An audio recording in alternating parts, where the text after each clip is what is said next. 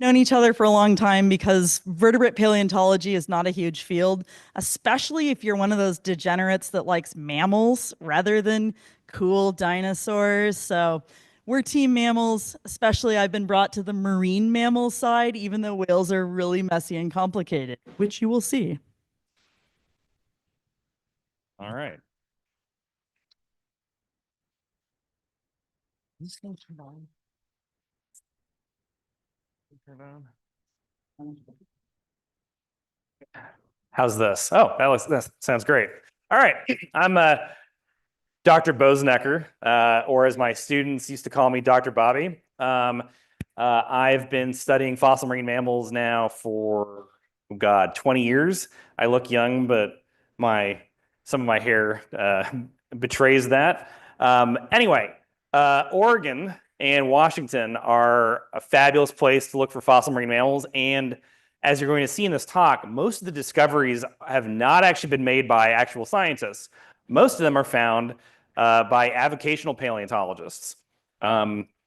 So most of the key discoveries I'm going to show you, scientists just like did the research on the specimens, but most of the hard work was actually done just by regular folks who live up here in the Pacific Northwest. All right. Maybe this will be better.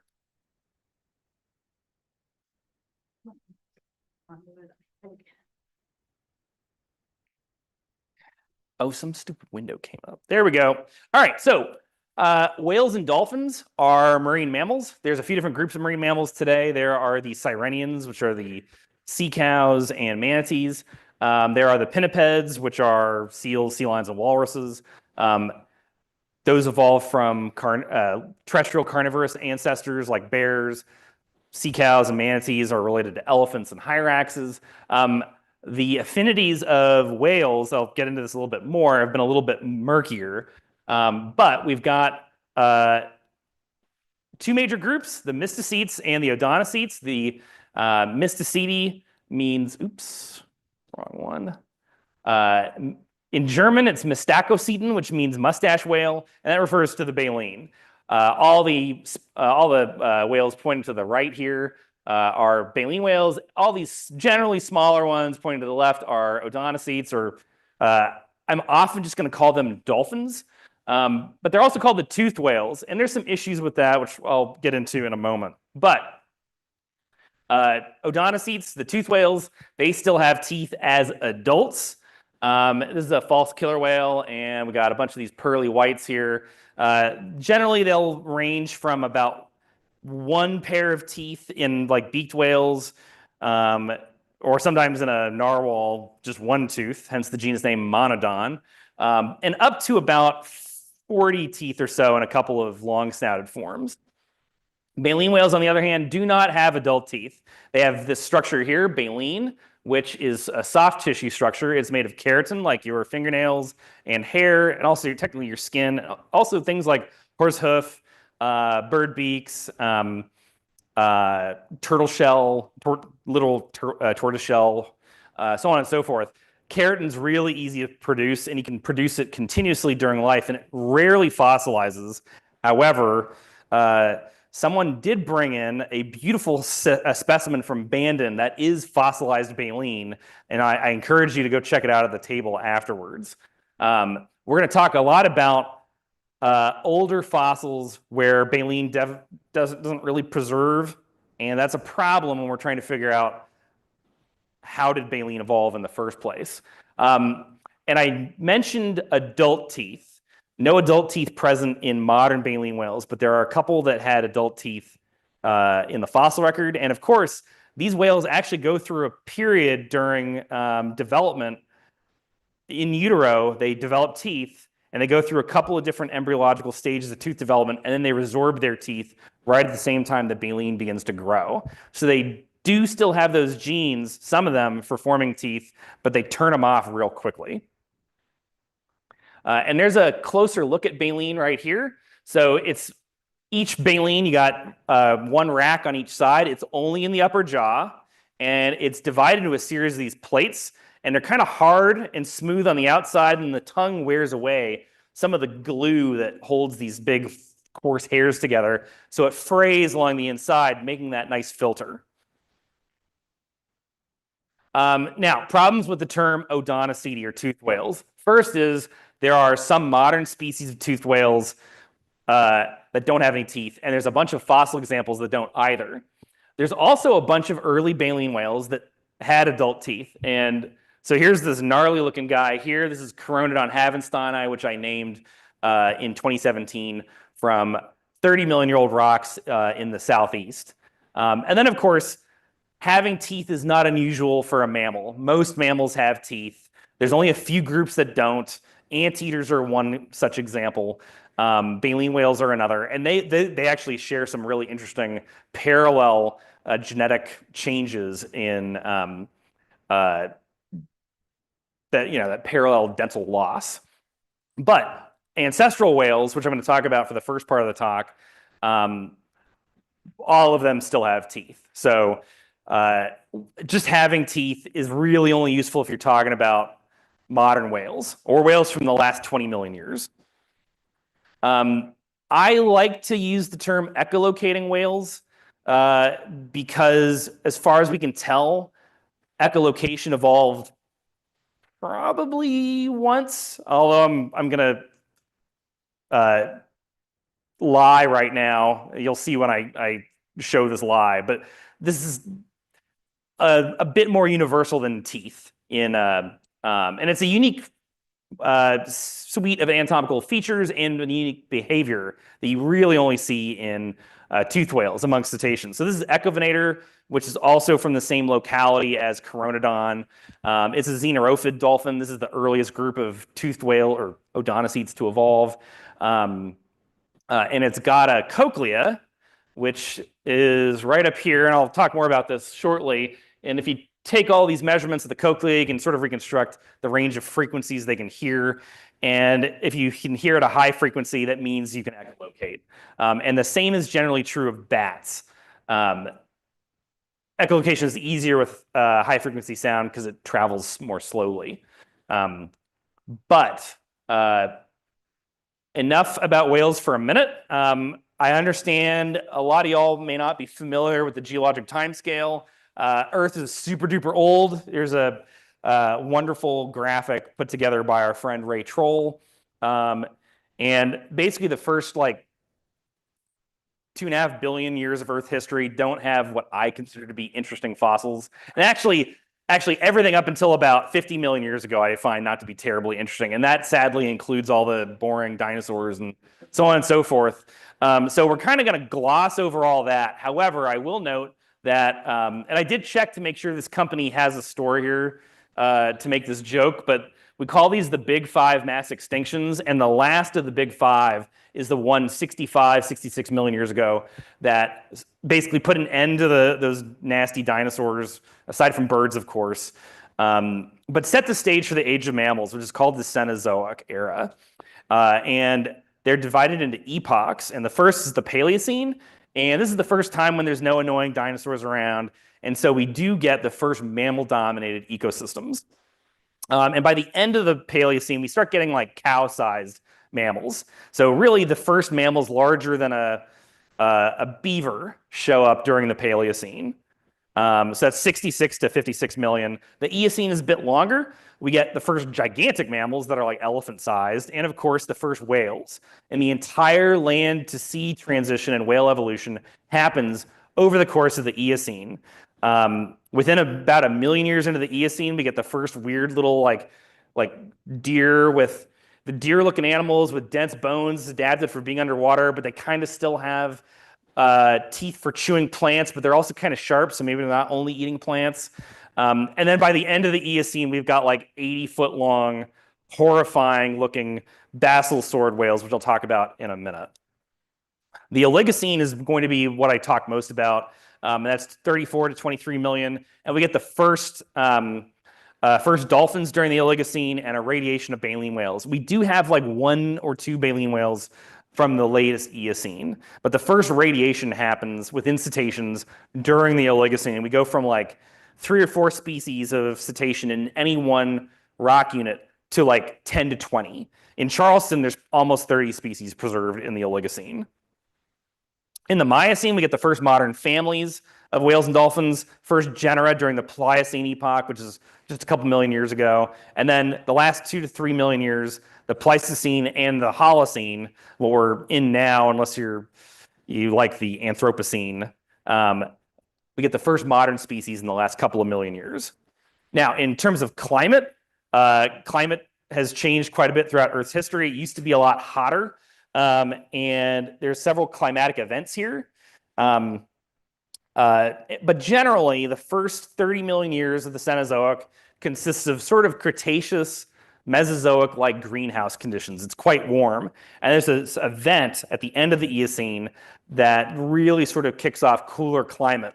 And then the last 10 million years or so is real icehouse conditions where there's been some very large ice sheet somewhere on Earth. And this really is marked by the initiation of Antarctica being completely covered by ice sheets. And if we map these climatic events, we have the Paleocene Eocene thermal maximum. This is a very short but extremely hot event. Lasts maybe like 700,000 years. And the first whales start hanging out in the water just right after this. The Eocene climatic optimum is right after, and it's not hot, but it's still very warm. And that's when the first real ocean-going whales appear. And then at the end of the Eocene, we've got this Eocene-Oligocene glaciation, and that is when Antarctica finally separates from South America and Australia, and you get the circumpolar current that thermally isolates Antarctica, leading to runaway glaciation, but also global cooling and a big drop in sea level that's going to be very important later. And then a few other events that are more recent, but they're not really too relevant, so I'm going to skip ahead here. In terms of cetacean evolution, as I mentioned, the first semi-aquatic whales right at the earliest Eocene, the earliest fully aquatic whales during the Middle Eocene, radiation of dolphins and baleen whales at the beginning of the Oligocene, earliest toothless baleen whales sometime later in the Oligocene, first modern families, genera, and species. This is going to be a crash course in whale evolution, but also a couple of the hallmark features that diagnose whales. And I could probably talk to someone really interested about this for like 10 hours. And I don't even study these things. But this is Pakicetus. This is one of the earliest known Argosite whales, and it's still got legs. It's still got feet. Matter of fact, it's still got little cute tiny hooves. And maybe not this individual specimen, but these members of this family and the next couple of families up the tree, they have these little triangular, what are called ungual phalanges. That's the claw bone. That's actually, they remove the entire bone when they declaw cats. That's why declawing is horrible. But in these whales, it's actually a little triangle with a flat bottom. So it's technically a little tiny hoof. But most importantly, they have double pulley ankle bones. This is the astragalus. This is what's right at the bottom of your tibia. And above you, technically your heel bone, which is the calcaneum, which sticks out. So in a horse or a dog, basically it's just one pulley. But a lot of artiodactyls, so animals with paired hooves, pigs, goats, sheep, hippos, camels, giraffes, etc., they have this really distinctive ankle bone. And for a long time, we did not know where whales fit. One very smart anatomist in the 1860s, his last name was Flower, he pointed out whales have chambered stomachs. Therefore, they got to be closely related to cows. And everybody laughed their asses off at him. Pardon my French. And, you know, within like 10 years, there was a Supreme Court case about whether or not whales were fish. So, and like here we are, almost the same decade, Flower says, not only are they mammals, but they are even-toed ungulates. They are closely related to cows. And then genetic work came about in the 1970s and 80s. And by the early 90s, it was very clear that the closest modern relative of whales is the hippopotamus. And we think that it's kind of fat and hairless and aquatic kind of separately. We don't think that goes back too far. The oldest hippos are only like 15 million years old. But so that's convergent evolution. But regardless, There was evidence out there that was not taken seriously until about 2000. And finally, the first whales with ankles were found. And here's Pakicetus and a reconstruction of its skeleton. This is not one single skeleton. It's based on what's called a monospecific bone bed. So there's a bunch of bones of different individuals all mixed together. So it's a composite skeleton. And these fossils from this family are basically only known from India and Pakistan. Ambulocetus is found from the same rocks. It's a little bit younger than the oldest Pakicetids, but it's a lot larger and probably a lot more aquatic. Shorter legs, maybe an ambush predator like a crocodile. There's also the Remingtonocetids. These are the first cetaceans to be found in marine rocks. Pakicetids, Ambulocetes, only known in non-marine like lake and river deposits. These things are not very large. So here's a pencil next to Remingtonocetus. This is the largest known Remingtonocetid. Most of these are kind of like a cross between an otter and a crocodile. And some are probably only about a meter long. So really, many of them are otter-sized. And then the Protocetids are the first sort of ocean-going. They are sort of the seal stage in whale evolution. They're starting to detach the vertebral column from their pelvis. And for example, Myocetus has 4 sacral vertebrae. So the pelvis attaches to 4 vertebrae that are still kind of connected. Georgicetus, which is from Georgia, the state, not the country, and this is actually Georgie here on the left, only has 1 sacral vertebra. So we got a much younger Protocetid here and a much older one here. We also think Myocetus, based on some beautiful fossils that actually have a fetal skeleton preserved, we think it may have been giving birth in water. And there's a bit of a controversy over if it's giving birth on land or not. But anyway, these are the last whales with functional hind legs, and probably the last one that are tied, the last group that's tied to land in any capacity. I'll be talking about this group a little bit more because this is sort of the last group of whales to evolve before the baleen whale dolphin split. These are the basilosaurids. They were originally mistaken to be marine reptiles. And Basilosaurus cetoides, which I'll talk about in a moment, was the first discovered. It was found in like the 1830s. And there's actually some basilosaurids now from Oregon. So this is from the Kesey Formation. And it's just a bunch of vertebrae, so it's not terribly informative. But if we go to other places in the world, like Alabama, for example, you get these incredible skeletons. This was actually discovered by slaves. Slaves on plantations in eastern Alabama and I think northern Mississippi would go out plowing fields. They'd come across all these bones. They just put them in piles. And there's this crazy guy who kind of gave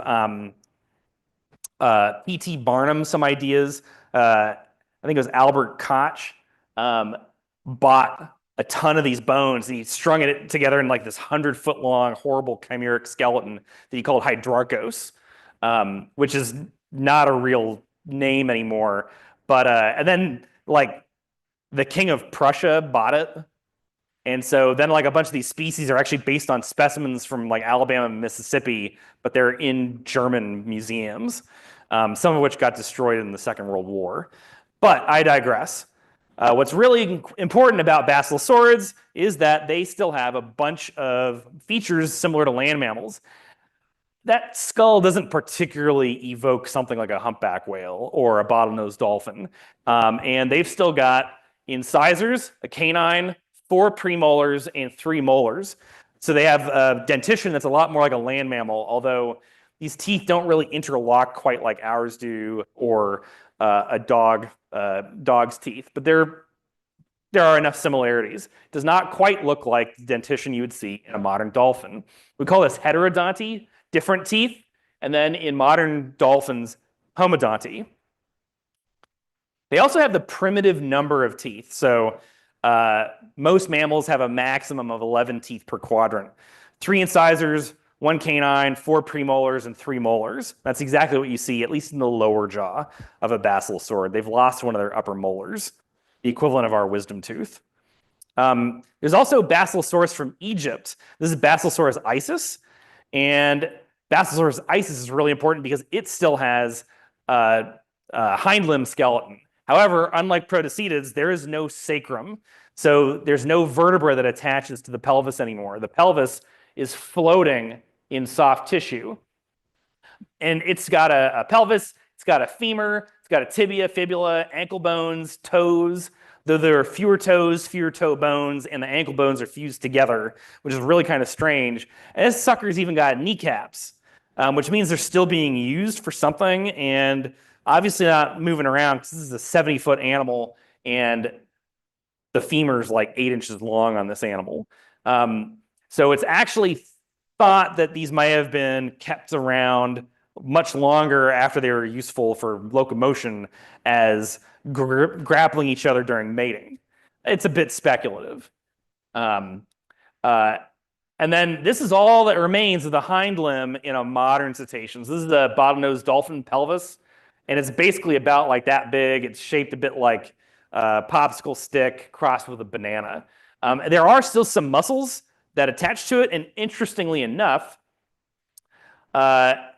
there's this reproductive hypothesis for retention of hind limbs in basilosaurids.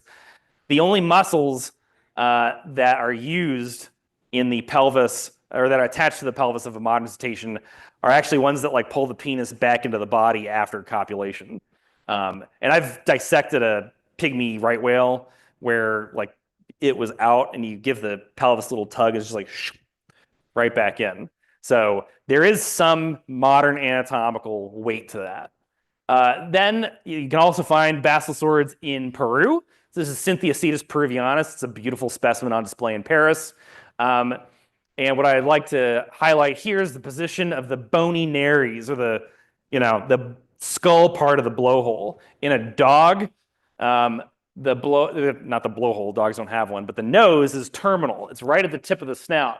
But in a basilosaurid, it's about halfway back from the tip to the eye socket, which is right under that bone right there. In a modern dolphin, the blowhole is actually behind the eyes. And then in a modern baleen whale, it's usually either behind the eyes or just right in front of it. But you can think of it right at the base of the snout. So this is called telescoping because as the nose migrates backwards, the same bones that make that up also slide backwards, and they end up sliding over each other, kind of like an old naval collapsible telescope. I mentioned that these skulls don't really look a whole lot like a modern cetacean. So we got a minke whale up there on the upper left, a bottlenose dolphin on the upper right, and we got our basilosaurid ancestral whale here on the bottom. And in order to sort of find something that's intermediate, we got to go into rocks from the Oligocene epoch, roughly 34 to 23 million. And the Pacific Northwest has a lot of localities that produce these.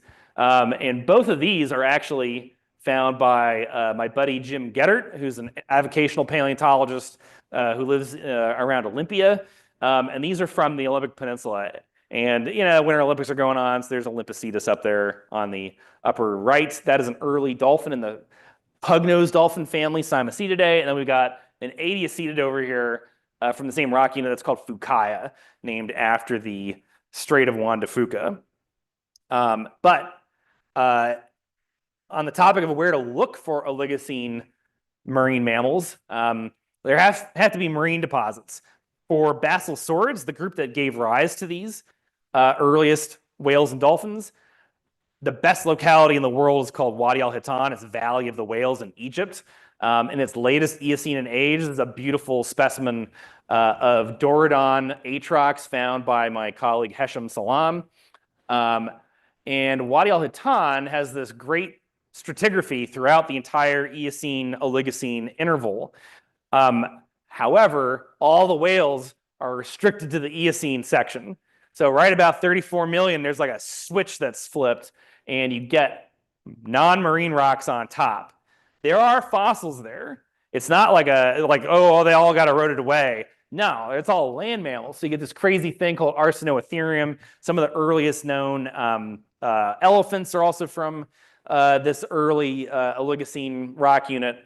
But generally speaking, most places on Earth, where you go and like, oh, I'm gonna go and find an Oligocene whale. You go there, and the entire Oligocene record is an erosional surface, and you go straight from the Eocene to the Miocene, which is actually the case right here. We're at a fossil point. You go from the Coelito Formation, which is Eocene, right to the Miocene. So there is no Oligocene marine record to speak of on the entire continent of South Africa, the entire continent of Africa, sorry, South America, Africa. There's not much in Indo-Pakistan either, where all those lovely early whales are from, partly because India collides with Southern Asia at that time and forms the Himalayas. There's not really any marine deposits left.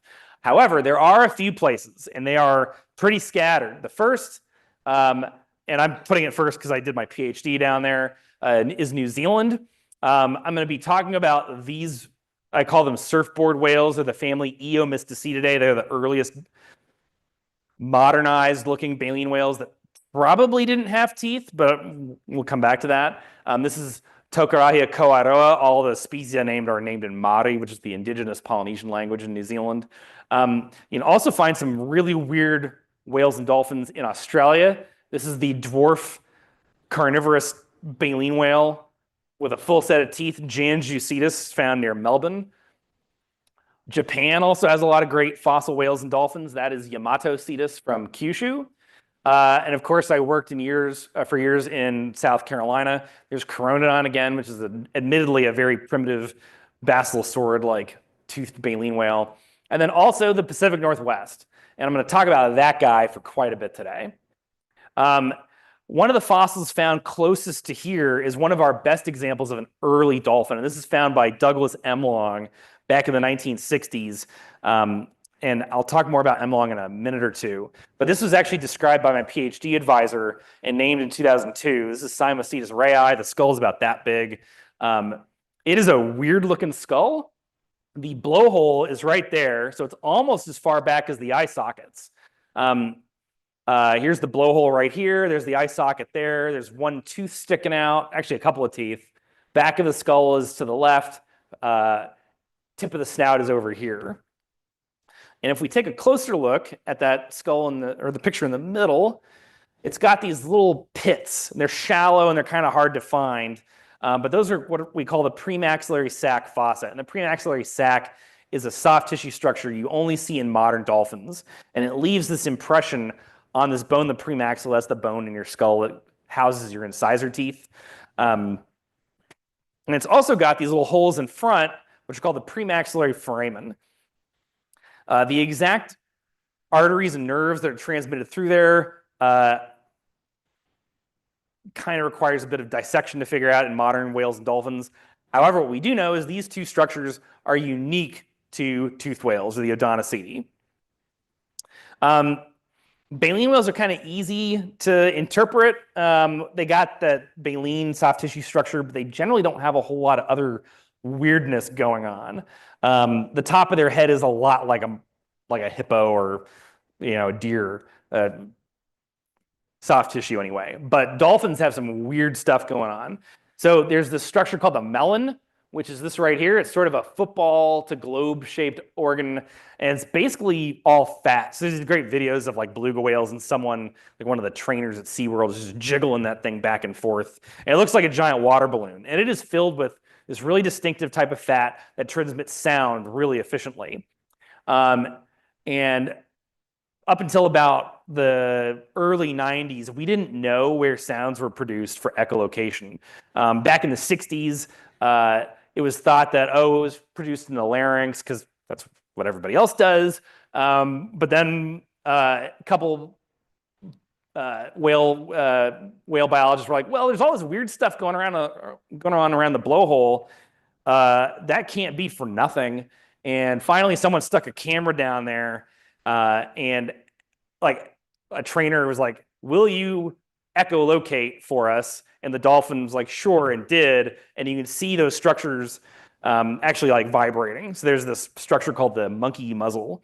And if you slow down the video, it literally just looks like someone blowing a raspberry, and it sounds like it as well. So if you take all the whistles and clicks from a bottlenose dolphin and slow it down like that.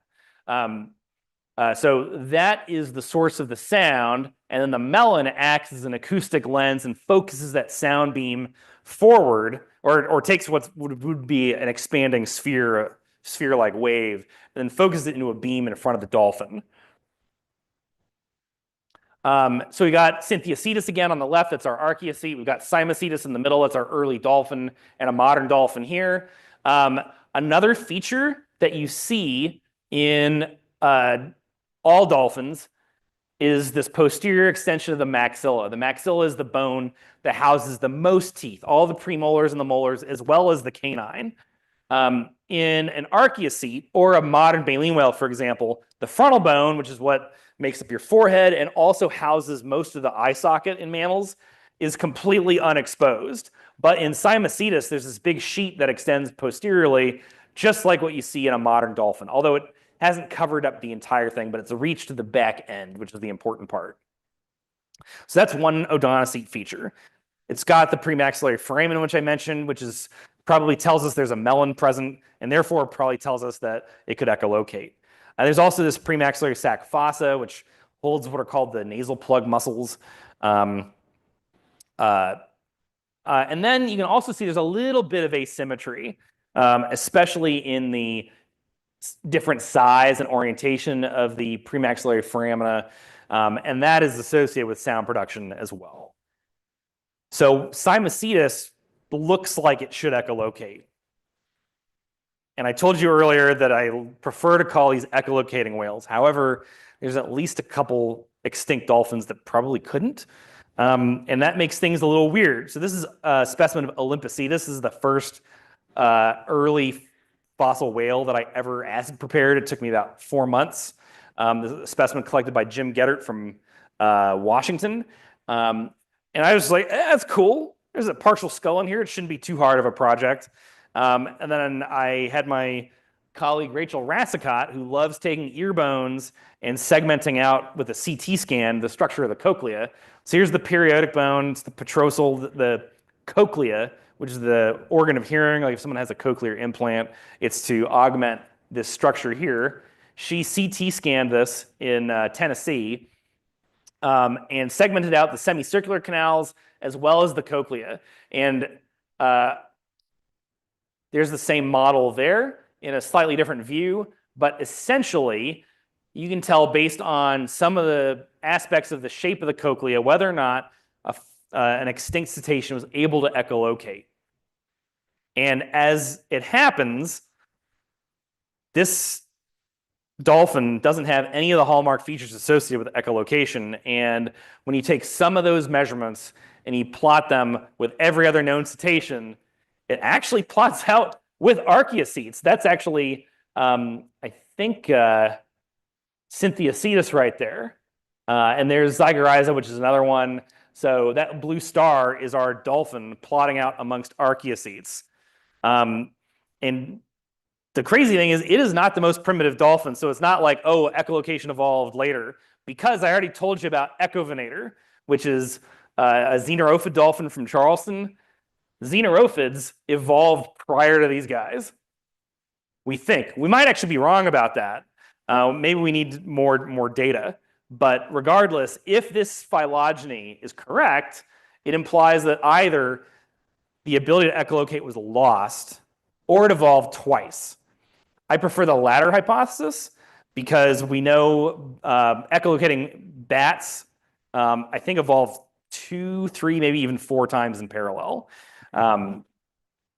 Also, yeah, I could go on for a while about this, but I'll spare you. And I got to talk about baleen whales anyway. Last point about dolphins is the fact that when they show up in the Oligocene, they are full-on dolphins already, with the exception of that one that has like an Archaeocete-like cochlea. But we've got specimens from New Zealand, Oregon, South Carolina, even the Caucasus Peninsula, and there's a specimen from Germany here. These are all Oligocene in age. Some are really primitive. Others are really more similar to Miocene species that you might find, for example, up at Newport in the Astoria Formation. But it is not controversial whether any of these are odontocetes or not. We have a much more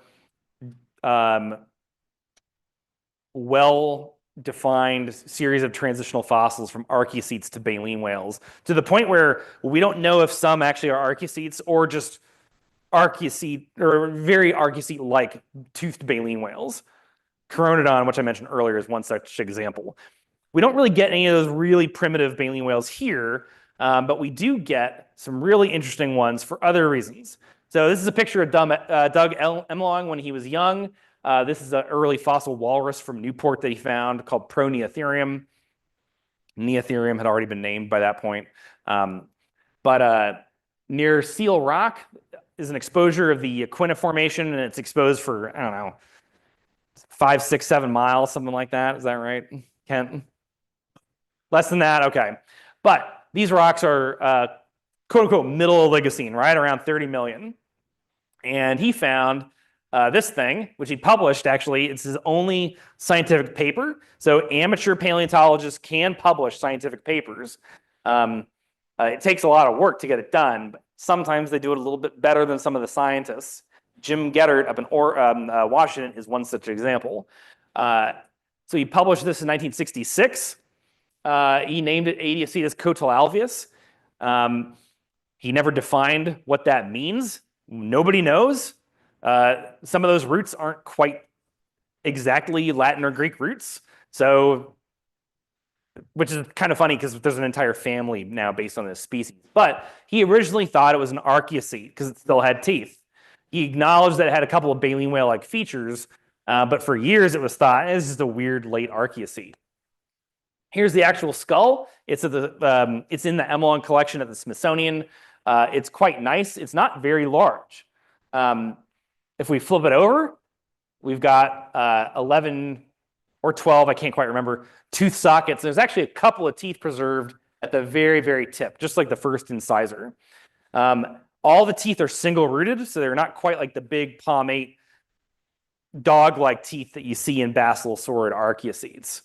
And sure enough, those are the sockets right there on the actual specimen. And there's one of the teeth. So it's not like a modern dolphin tooth either. It's got a few little extra cusps on it. We're going to talk a little bit more about whale teeth later. And then if we look in side view, the skull's just a little bit larger than a bottlenose dolphin. I mentioned the melon earlier. You have this sort of concave margin of the skull that houses or accommodates the melon. You don't really get that in Adiocetus. There's sort of a slight step here, but that's kind of a primitive feature. You see that in a dog as well. It's quite a bit different here, and the blowhole on Adiocetus is well ahead of the eye socket. And then for scale, with a minke whale, this is our smallest baleen whale in the North Pacific. This is a 1.5 meter long skull and a nearly, a little bit shy of 1 meter skull for Adiocetus, 63 centimeters. And then the blue triangle shows the location of the blowhole. This is Hope, the blue whale, on display at Natural History Museum in London. I photographed this in November. And this, you may be asking, why is this a baleen whale if it's got teeth? This is the key feature. So the snout is really flattened and it's kind of wide. It's kind of shaped like an ironing board or a surfboard. And you can really get a better idea of it from the front. So it kind of does look like someone set a really big anvil on top of the snout and just flattened it. But it's not narrow and kind of triangular in cross-section like you would see in a basilosaurid whale. But yeah, there's Hope the blue whale in front view. And Adiocetus, the specimen Emlong collected, has a nearly complete vertebral column and a bunch of ribs. Doesn't have flippers, unfortunately, nor does it have the throat bones or the pelvis, but it has enough of the skeleton that I was able to illustrate it like this for my PhD. And ironically, it doesn't end up looking too different from Emlong's admittedly kind of goofy art from the front page of his monograph. It's quite small. It's about the size of a pilot whale or a beluga, maybe a little bit smaller. Synthiocetus here, about 30 feet long, is just a bit larger. And then we have some truly gigantic, horrifying basilosaurids out there, like Basilosaurus, but then recently Perucetus colossus was named from the late Eocene of Peru, and that would have been about the size of a modern fin whale. So there's a bit of a size decrease from the Eocene to the Oligocene, which we don't really understand well. There's a second species, and I'm going to talk about this one a lot more. And this was found by Bruce Welton, named in the early 90s by Larry Barnes, found in the 70s at Ona Beach, just a few miles north. And it's quite important, possibly the most important fossil cetacean from the West Coast. Here's the skull. You can see it's got quite a few more teeth. Top of the brain case is missing. And it's got one mandible still in articulation with the skull. It's got that flat palate. But if we take a closer look at the palate, right there are these little holes.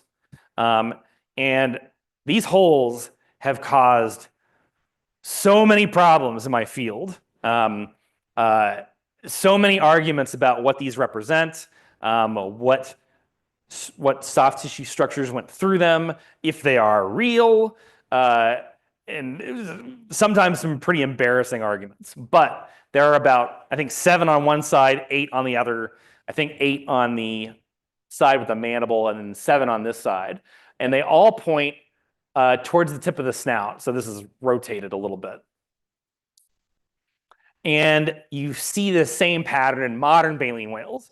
So we got a fin whale here with about, I think it's like 16, 17 major ones. Some of them are split. Proportionally, they're a lot larger in modern baleen whales, but honestly, not by much. In a blue whale, the largest foramina you could probably stick your thumb into, whereas these ones are just a couple of millimeters wide. I'll talk more about what these are in a minute, but we think it's related to possession of baleen. ADC's Weltonite also has a loose chin, and what I mean by that is the left and right mandibles aren't connected at all. And that's a lot like a modern baleen whale. So this is a modern minke whale here, and it's just sort of this rough surface here, and then this groove. And we basically see the exact same thing here. In Basilosaurus cetoides, all of that is a gnarly surface where the left and right mandibles are knitted together. It's probably a little more like a dog jaw than a human jaw. In humans, there's no joint left. It completely fuses together during early growth. And to give you an idea of what that's like in modern baleen whales, here's Hope again. And the two mandibles, there's a little surface, but the mandibles kind of join at like a 45-degree angle or so. So they just kind of touch the tips. And here's Adiocetus with the left mandible removed. And you can see there's just would be a little bit of contact, probably a ligament connecting the two mandibles at the chin, allowing for a little bit of movement at the chin. Snakes have a similar adaptation. And it's so they can swallow, like if you're a python, it's so you can swallow something ridiculous like a cow. Whales aren't eating cows, but they are ingesting a very, very large object, which is a lot of water, and a lot of water filled with krill. And if you're going to be doing that, especially if you're swimming at like 30 miles per hour and you just drop your lower jaw to the point where it's going to take a 100-ton animal and slow it down to a stop in about 3 seconds, then you better bet there's going to be some give at that joint, as well as at the jaw joint. And matter of fact, every time a fin whale or a blue whale or a minke does that, it actually partially dislocates and pops the jaw, and there's this incredible popping sound that happens that must be deafening if you're like a scuba diver next to them. So we think Adiocetus had baleen, and I'm going to go into why we think that. And it all comes down to those little holes. But if it had baleen and teeth at the same time, then it makes for a rather simple story, which is you lose precise chewing, you develop a couple of additional tooth positions, you evolve baleen, and then at some point lose teeth afterwards. And actually, I'm going to step back for just a minute. Sorry for the spoiler there. Let's go back to the. I realize I've place these slides in sort of historical order, but in these baleen-bearing modern whales, they have these special gum tissues. And if you look at, let's say, a cow horn or a horse hoof, it is riddled with identical looking holes or foramina. Foramen is just, I think, I forget if it's Greek or Latin, but it just means hole in bone. Anytime you have a really large keratinous structure, a hoof, a horn, or baleen, it grows continuously, so it needs a lot of nutrient to continue growing. That nutrient is supplied by blood. So all of these feed arteries as well as nerves. We think they can probably sense a little bit of tug on the baleen plates based on the current. So when we find these, we're pretty certain that they, even though it doesn't fossilize, we're still looking. Kent, I'm looking at you. Find us some Oligocene baleen. Miocene baleen, we know they had baleen already, but if we can find a tooth mysticete baleen, that would maybe calm some people down. But anyway, so we call this the stepwise transition from baleen to teeth, or sorry, teeth to baleen. Basically, there's some period in time where teeth and baleen exist in the mouth at the same time. There have been a lot of challenges to that. And some of these challenges have really kind of surprised me. I thought this was a great idea 18 years ago when it was first published.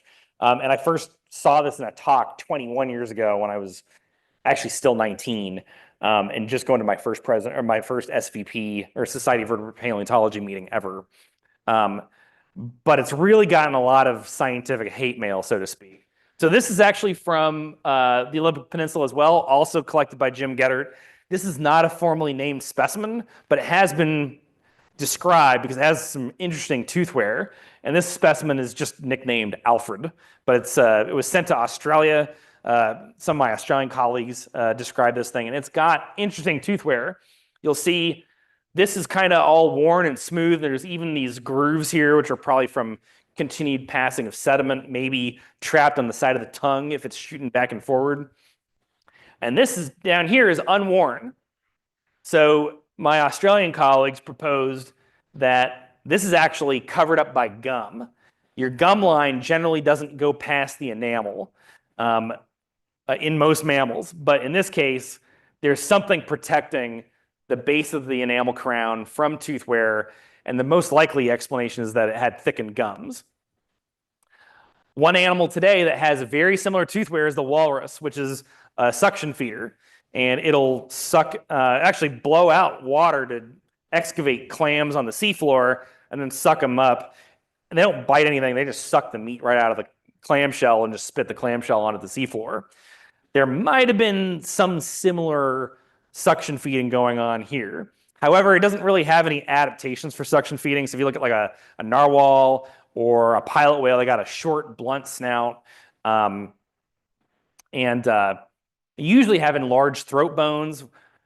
This doesn't have any throat bones, but when we do have similar relatives, and their throat bones look exactly about as pencil-shaped as in a basilosaurid whale. In a narwhal or a beaked whale or a sperm whale, it's like a spatula, basically allowing for more muscle in the throat to expand the throat cavity and really suck in a large volume of water. So my Australian colleagues put this admittedly more complicated scenario where maybe there's some early dental sieving or filter feeding with its teeth, kind of like what we see in modern leopard seals. Leopard seals are famously the bad guys in animated penguin movies, but they only rip penguin heads off for about 3 months out of the year. The other 9 months out of the year, they actually eat krill, and they have these really denticulate teeth that interlock in such a way they form a dental filter. So they, like, I thought these leopard seals are supposed to be eating penguins, but they keep washing up with bellies full of krill. It's like, well, that's because that's mostly what they eat. We're going to talk about that ecology more shortly. And then some sort of suction feeding preceding the evolution of baleen. And my Australian colleagues think that the eomystacetids, these are the ones I studied for my PhD, that they're probably the earliest ones with baleen. We will talk about that because that has also been challenged. Finally, and I anyway interpreted this to be the nail in the coffin. My buddy Eric Eckdale, who actually lives near me in San Diego, and my colleague Tom Demaray, they took the skull of Aedes weltoni as a follow-up to their original paper and finally bombarded it with a bunch of radiation in a micro CT. You can't put a human in this because it would probably not be great for your long-term health. Unlike a regular medical scanner, which just is a light bathing in particles. But the great thing about micro CT is that you can take all of the little canals in the bone and reconstruct them in 3 dimensions. So here's that same specimen, and we've got red here, which is we'll call the superior alveolar canal, which is the bony equivalent of the superior alveolar artery. How many of y'all have had a root canal? Okay, I haven't yet, but I'm probably going to soon. But they actually kill the pulp cavity. They take a little whisk in there and remove all the pulp and basically kill off the nervous connection to the tooth. The superior alveolar canal is what gives blood to the pulp cavity of your teeth, along with the nerve that enters there. And then you see some blue canals in there as well. And those blue canals, those are the ones that enter, or exit, I should say, onto the palate. These are the really controversial structures in Aedes. And what's really neat about Aedes is that the lateral palatal foramina connect up with the exact same canal as the superior alveolar artery. So there's some sort of dental origin for baleen, which is kind of interesting. And so here's some early fossil anatomical evidence for that, and it's been proposed based on some of the genes involved in baleen development are actually dental genes. So we've got some molecular evidence for that as well. We've got a gray whale down here, and all of the canals are blue because they don't have any teeth as adults, and they all come out or come off of the superior alveolar canal as well. So this determines that these structures that we see in the palate of Aedes weltoni are anatomically identical to those in a modern baleen whale. They are what we call homologous. And then we've got a bottlenose dolphin up there where all the canals are red because they're don't have any baleen. So I thought this was the end. Some colleagues of mine have said, well, other Aedes don't have these foramina, so it's unique to just this one species. But actually, most of them do have them. So this is Fucaia gettatorum, named after Jim and his wife Gail, who found the specimen in Washington. And it's got 3 foramina that are preserved. Morowanacetys, which is an Aedes from Hokkaido in Japan, it's got a bunch of them. And this specimen was acid prepared, which means all the sediment is dissolved away. So you get really great superficial preservation. And it's got a bunch of them in a row, maybe one every 3 to 4 millimeters, just on this section. And you'll notice where there aren't any foramina, the bone is missing. We're going to come back to that.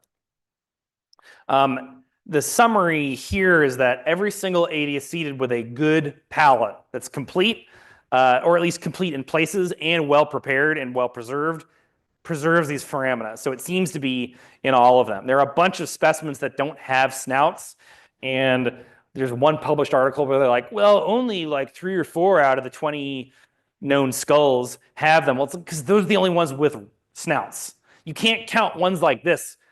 Oh, it doesn't have any palatal foramina. That's cheating. It doesn't have a snout, so you don't know. But this is a slightly older species. This is from the Macaw Formation, a little further west in the Aleutian Peninsula. This is actually from Vancouver Island. This species actually used to be placed in Conocetus. This was named in the 1960s, also misinterpreted as an archaeocete.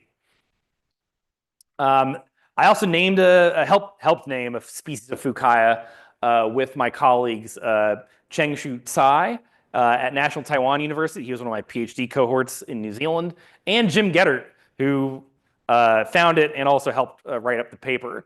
And it's kind of confusing, but what's not grayed out is the skull. And if we bring up Fucaia geddertorum here on the right, that's about what we have preserved. What's really neat about this one is this is actually from the Eocene. It's about 34.5 million years old, which is shockingly old, and it might be actually the oldest baleen whale known. And the problem is it kind of already looks like this thing, which is about 10 million years younger.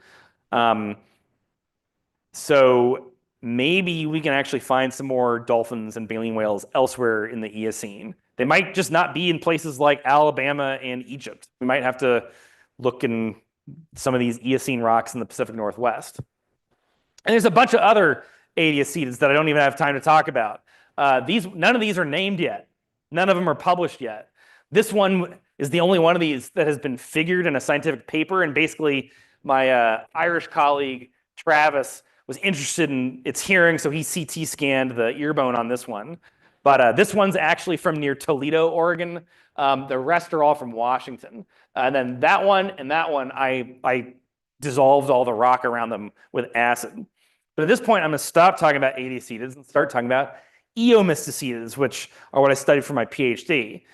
Eomystacetids are known from worldwide, unlike adiacetids, basically just Baja, Pacific Northwest, and Japan. Eomystacetids are known from Austria, Australia, New Zealand, Washington, Oregon, Baja, Japan, and maybe, South Carolina, of course. This thing is Sitzquake cornishorum. My colleague at the American Museum, John Gatesy, just calls this thing Sasquatch. But this is from the Pish Formation, same rock unit as Fucaia geddertorum. It's a lot larger. This is about a 2-meter long skull. The snout is missing, so it's reconstructed. This is the old display on the right. This is the new display at the Burke Museum in Seattle. I have not gone back up there since 2016. I really need to go back up and see this because they've got, actually, oops. See this skull that looks like a chainsaw right there? That is right here. Eomystacetids have these really long snouts. And while the snout is mostly gone in Sitzquake, it does have this modern baleen whale-like mandible. And the mandible very clearly doesn't have any teeth in it. So it's toothless, it's long, it's kind of shaped like a giant rib. And it's a little bowed to the side, which tells you something about its feeding. It's probably ingesting a lot of water. Eomystacetids in general probably looked a bit like a modern baleen whale that's been stretched out. This is a life restoration of Tokarahia from New Zealand. And their skulls are also about 6 feet long, so they really do kind of look like a short surfboard. There's another eomystacetid from Toledo, also found by Doug Emlong. So we found this and Cymocetus at the same locality, and then Adiacetus cotylalveus just a few miles away out on the coast. I saw this thing when I was a PhD student about 8 years before it was named. And when it was named, it was determined not to have any foramina in the palate. Before we go there, I'll just note the blowhole on this is way out here. So it's actually almost the same distance from the eye sockets that is in a basilosaurid. And so the fact that it was interpreted not to have any teeth and not have any holes in the palate led to the hypothesis that actually baleen whales went through a toothless, baleenless stage where they were suction feeders. And that's fine. However, absence of evidence is not always evidence of absence, especially when a lot of the snout is gone. And I'll show you a couple specimens from New Zealand in a minute, and you'll see most of the foramina are in that red zone where the bone is missing. They also do describe in what's called the supplementary online information, which is like you have a short version of the paper that's published, and then, oh, there's all this additional data. And they do say in there, oh, there are these structures that are cylindrical holes in the side. I was like, well, those are two sockets. But I'm jumping the gun a little bit because I haven't talked about teeth. Eomystacetids aren't supposed to have teeth. So here's younger me with Waharoa rufenua for scale. WH in South Island Māori is actually an F sound. That's a very stupid mistranslation by an Englishman. But anyway, Waharoa is down here. It's a really nice, slightly distorted skull, about 2 meters long. And then Tokarahia Koairoa here on the left. And these are like the two best specimens from New Zealand. There's also a baby Waharoa up here. That skull is not shown at scale. I just inflated it to the full size so you could see it. But it's about 2/3 of the length of the skull on the bottom. And it's disarticulated, which is great because we know that the bones in the snout are able to move relative to one another, just like a modern baleen whale, which tells us maybe it was filter feeding. Furthermore, every single well-preserved eomystacetid from New Zealand has at least a few foramina, or it's got a ton of them. So this is that same skull that I had my centerfold picture with flipped over, and there's a bunch of foramina on this one preserved part. There'd probably be a lot more back here, but this part's gone. This is the juvenile pull-apart skull that was right above it. This is the right maxilla, and there's a ton of these foramina. And then there's an even smaller individual. It's basically like a large calf. And you can see there's the premaxilla and there's the maxilla, and they are just completely splayed apart after death. And that's the mandible right there. But it's got a bunch of these foramina with shown with the dotted lines. It's not super obvious. So I do think Maya balena probably had baleen. And here's an illustration of a different eomystacetid I did for my PhD. The problem is the skull sucks a little bit. A lot of the edge of the snout is gone, and the palate itself is highly fractured. It's not like these ones from New Zealand where the skull, the palate is really well preserved, at least in places.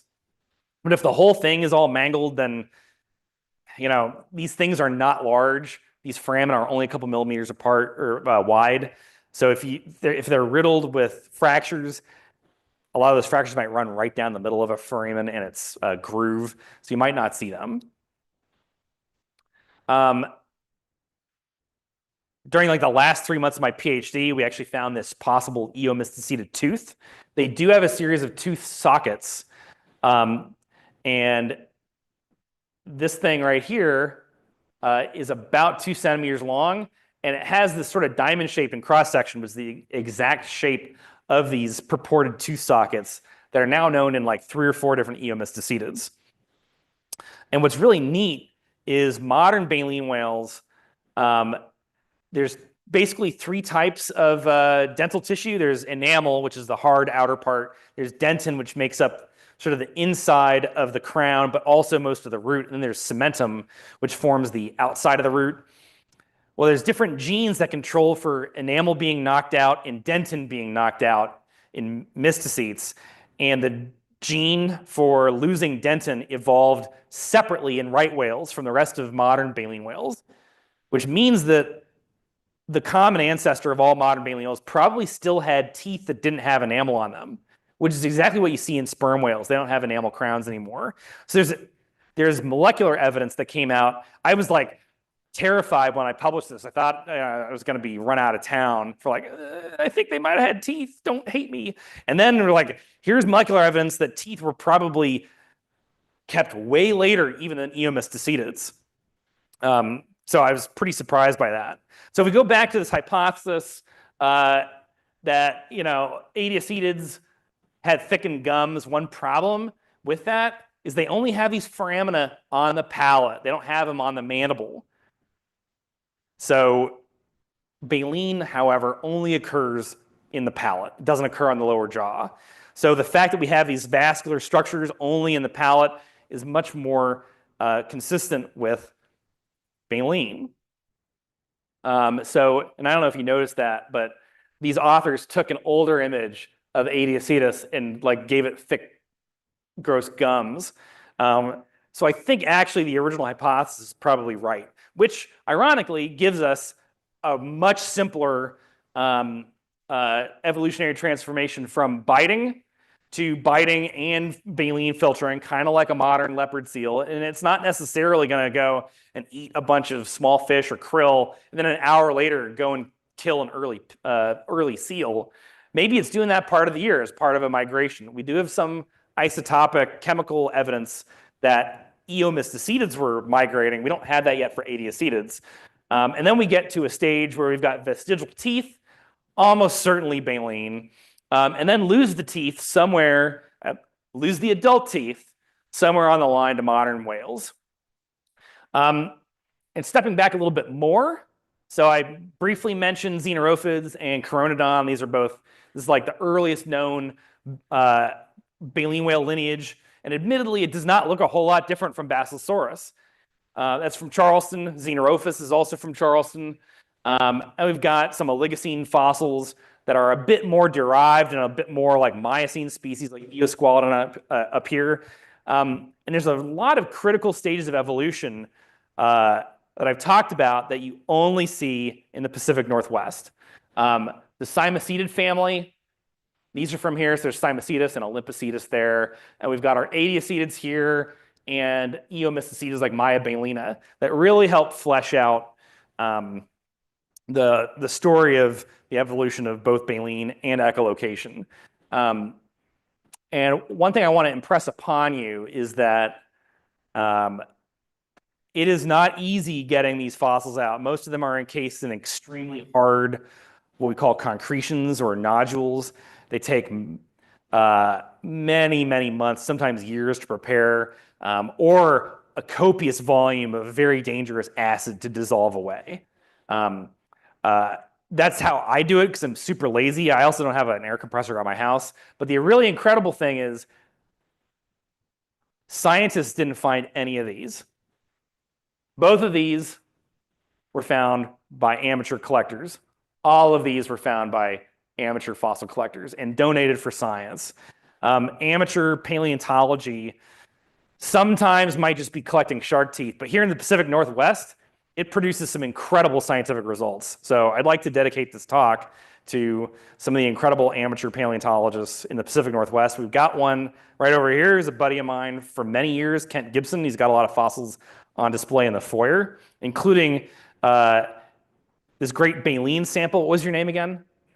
John Lang. Please go see the fossil baleen. It is beautiful. Oregon is one of the few places on Earth where you can actually find fossil baleen, though sadly, not with these guys yet. Maybe someone listening or in the crowd right now will find our first Adiacetid with baleen, so I don't have to eat my hat about the tooth baleen hypothesis. Anyway, thanks to Dr. McLaughlin for the invitation and my co-authors on various whaleontological articles, Jonathan Geisler, Tsai, Gettert, and my PhD advisor who sadly passed away about a year ago, Ewan Fordyce. And thanks to Jim also for giving me a bunch of these fossil whales. So I'd like to open up for questions if there are any.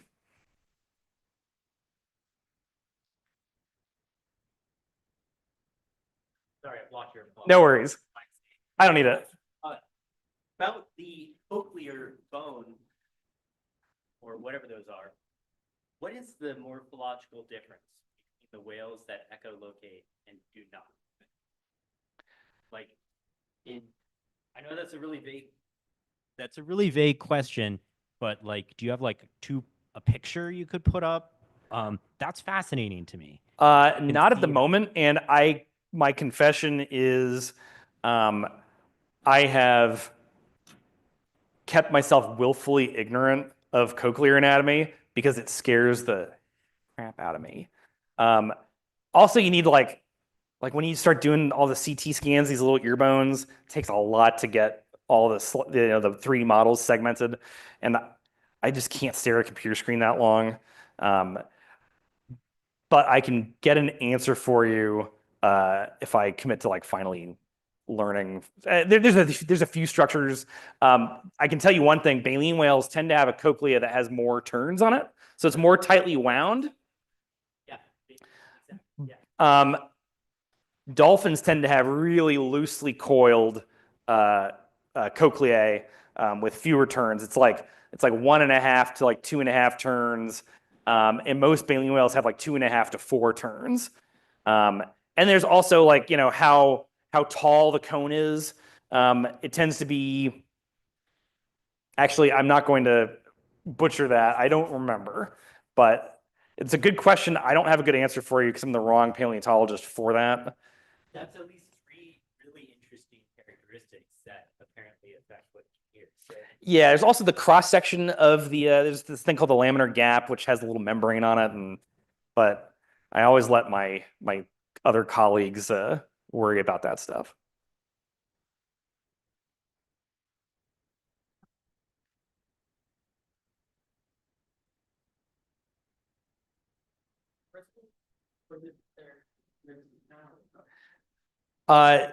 There's a few features that you see in all baleen whales. Some are harder to explain than others. The most important one is the flattening of the snout, though. There are no dolphins that flatten their snout, with a couple of exceptions. The beluga whale kind of does it. And then there's a couple of xenorhophids that have this big sinus right in front of their eye sockets. And so the back part in Xenophis and Echovenator is really thinned out. But then it turns into a triangular, regular sort of dolphin snout in front of it. So there's like a couple of exceptions, but generally in all baleen whales, they have a snout that is much, much wider than it is tall. That's the main one.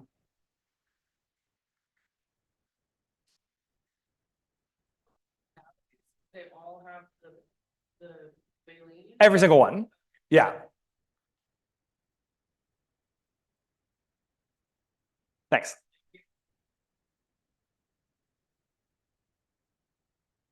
Sperm whales not have enamel-coated teeth?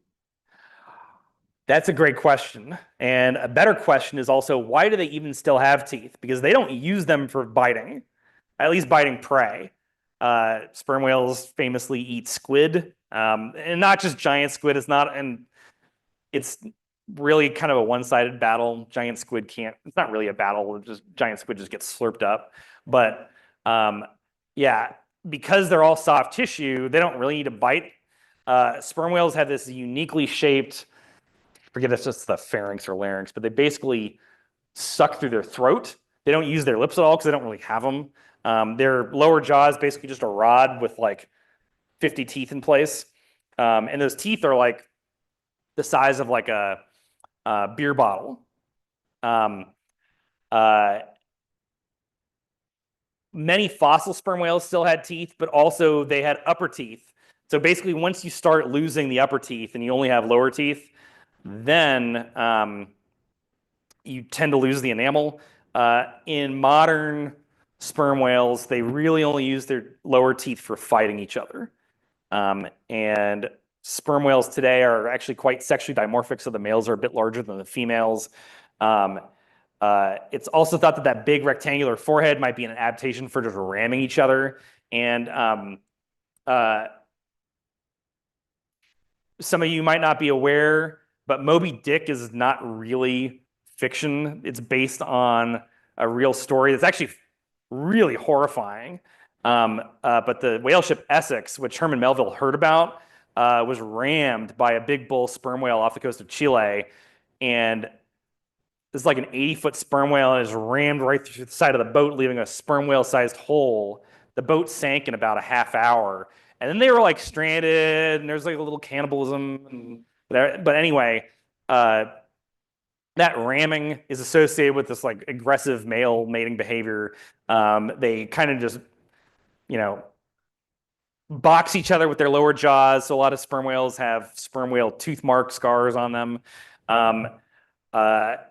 Ironically, a lot of the suction feeding dolphins and odontocetes, sperm whales, beaked whales, narwhals, they have like weird teeth. Sperm whale teeth are kind of normal in the fact that they're homodont, but beaked whales have these weird, like, sort of triangular teeth, and they will swim really fast at each other and basically scrape the hell out of each other's backs.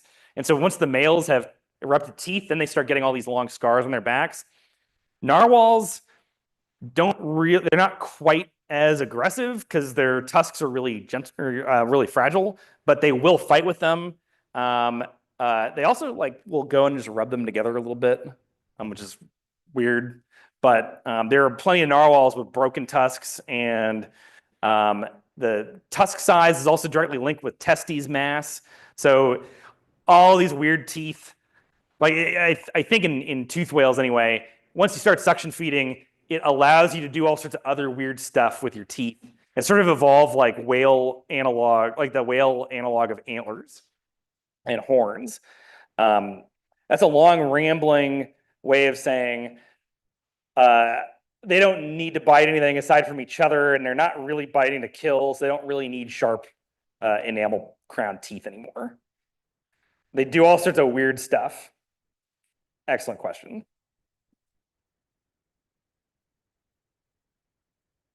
Process question. What acid do you use to remove the bone, but not the bone? That's an excellent question. So bone is calcium phosphate, which means it is soluble in acid because of that calcium. Calcium carbonate is the rock cement that a lot of the concretions are made of, and you could dissolve that with all sorts of acids. You could use hydrofluoric, you can use sulfamic acid, formic acid, and acetic acid. In sort of a scale of super scary to I can put my hands in it and it's going to hurt, but I'm not going to die or die of respiratory failure immediately. Some people who study these fossils called conodonts from the Paleozoic, they'll just take a big block of limestone and dump it into hydrofluoric acid, and occasionally get like mild respiratory failure. That's not great. I use acetic acid, and you actually buy 30% acetic acid at Home Depot. You can put your hand in it without a glove, and I routinely do. I do not advise it. If you have hangnails, it's going to hurt a little bit, and that's actually kind of this is horrible, but my rule of thumb for, this acid needs to be replaced because it doesn't hurt anymore. Formic acid is really scary. That's the strongest acid I've ever used, and it's expensive. It costs like 4 times the amount of acetic. When I worked on the East Coast, I would buy 20-liter drums of 100% glacial, or what's called glacial acetic acid. And it's called glacial because if it gets below like 50 degrees, it crystallizes, which is kind of strange. But yeah, if you use weak organic acids like formic or acetic, you can safely, like in your garage, it's going to stink. So you don't want to do it in the kitchen. But you can safely dissolve the rock away. Sometimes it's preserved in rocks like dolomite where the bone is more soluble, so you're just going to end up dissolving bone, or nothing happens, which is, I guess, not as bad because you still have the bone, but also like you spent all this money on acid and it didn't do anything. So in cases like that, they need to use pneumatic tools like an air scribe to remove the rock. Conodonts are easier because you can break cut into pieces. Oh, that's a good point. All my stories I heard about horrifying conodont preparation were from my master's advisor who witnessed it in action at University of Wyoming in the 70s. And I was like, no thanks. Any other questions?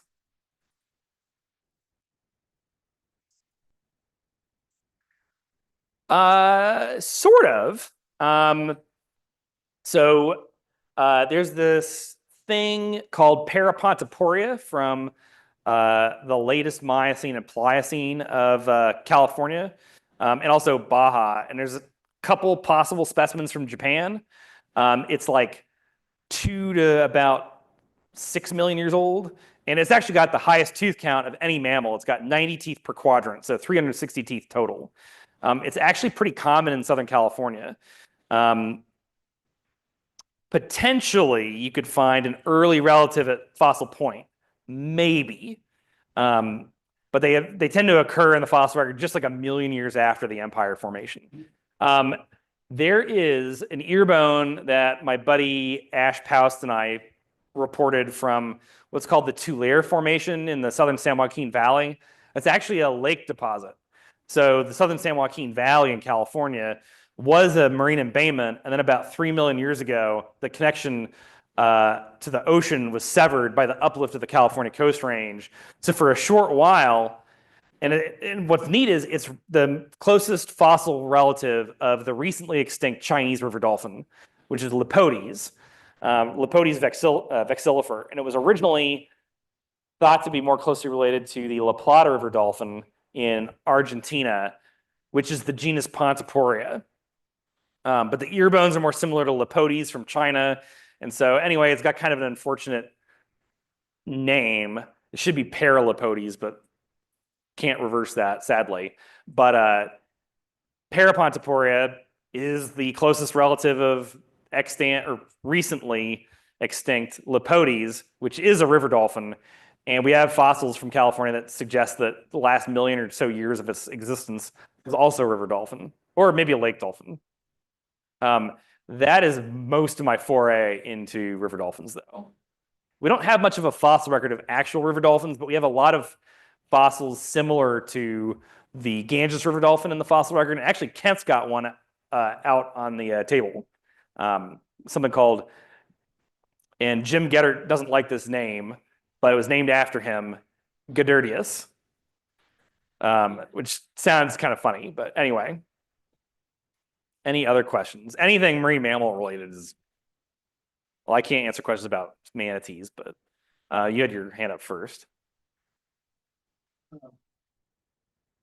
Have you ever found fossil record of the prey of whales in those studies?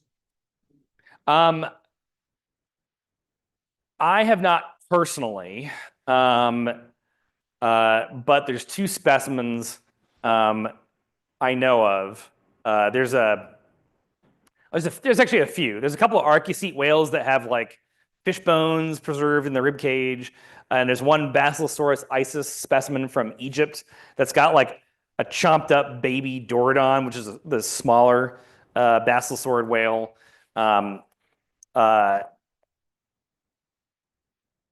got a top secret specimen from Washington I probably shouldn't talk about, but maybe filled with squid beaks, which don't dissolve in gastric acid. So I necropsied a beaked whale in the South Island of New Zealand, and one of my jobs was to take the 12-chambered stomach and get like seawater and get it through each chamber and get all the squid beaks flushed out.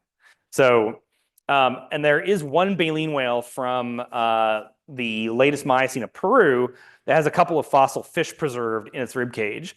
And there's another one that's really weird, and it wasn't collected, it was left in the field, and it's in a big concretion, and it's a beaked whale called Mezapicitus.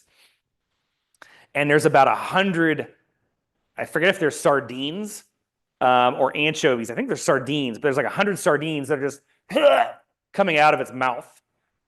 And that was published a few years ago. So it interpreted as right when the animal died, probably the forestomach expelled a bunch of water, and all the sardines kind of, were sort of posthumously barfed. And then we had another question from up here somewhere.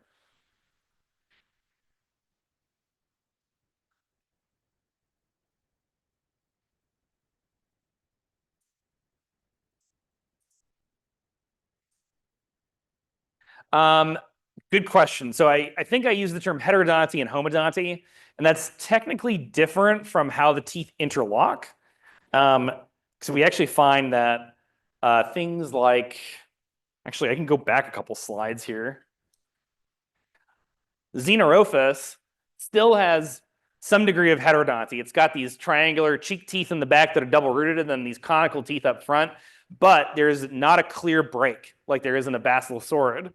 So in a basilosaurid, you get this clear break between the canine-like teeth in the front and these molar-like teeth in the back. In Xenophus, it's a much more gradual transition. And you actually see that in Chironodon as well. It's not quite as smooth as in Xenophus, but there's different levels of heterodonty. But what's neat about Xenophus is that the teeth don't fit together like dog teeth do, or a basilosaurid. So on a basilosaurid, the upper cheek teeth are on the outside and the lower teeth are on the inside, and there's often a big wear facet from where those slice together. Just like if you watch a dog or a cat chewing, it's got those big carnassial teeth in the back, and these teeth in a basilosaurid are functioning the exact same way.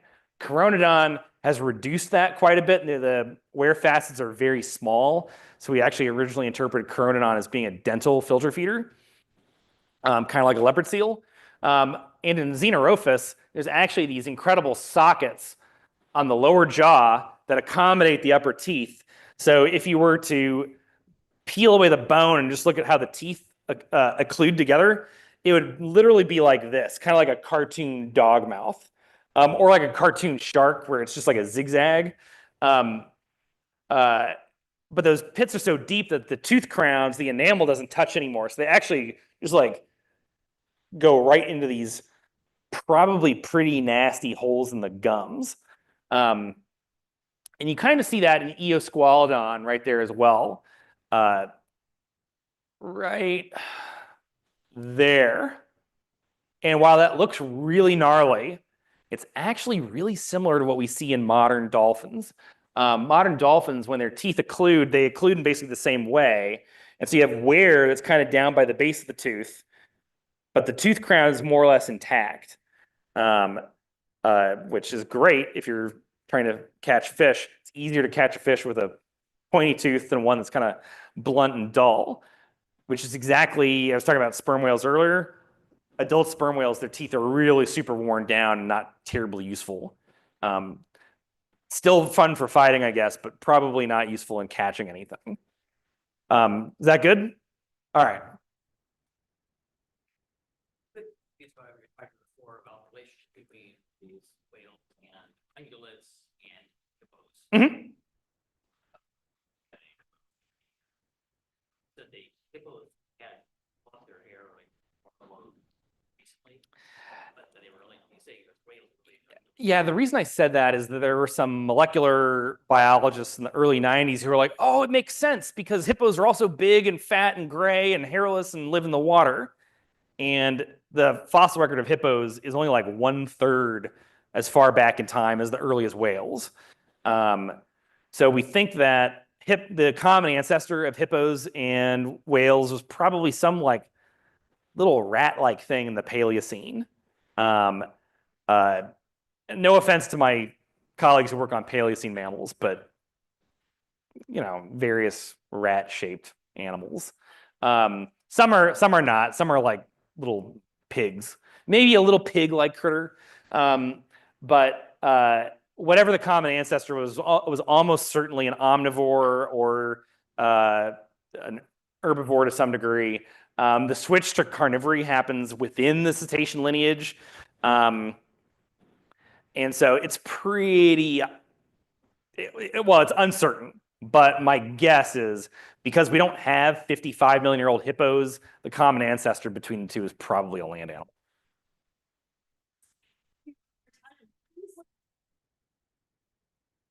Thanks, y'all.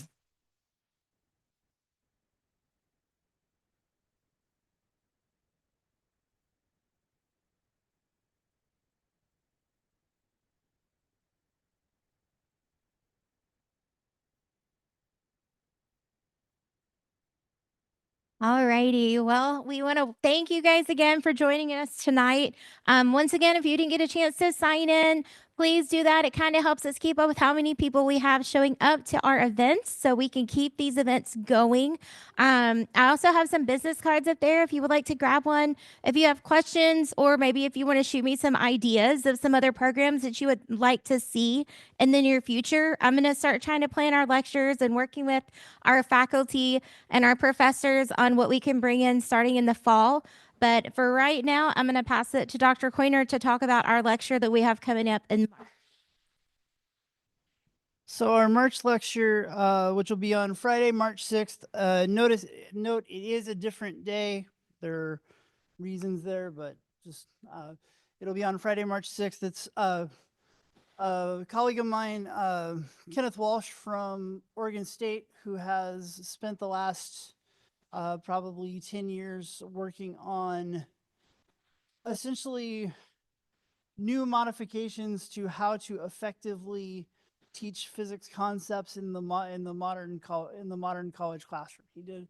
He's done a lot of stuff with sort of flipped classroom applications. He's done a lot of things with different aspects of sort of physics pedagogy, and he will be talking to us about some of his work with regard to that, and also potentially some of the challenges that he is seeing students face now with, well, or students and teachers face now with attempting to decipher what is actual learning and what is things that are created by generative AI, etc. Which is always kind of fun to try to process. So that'll be Friday, March the 6th at 6 o'clock in here, and I hope you guys can all join us.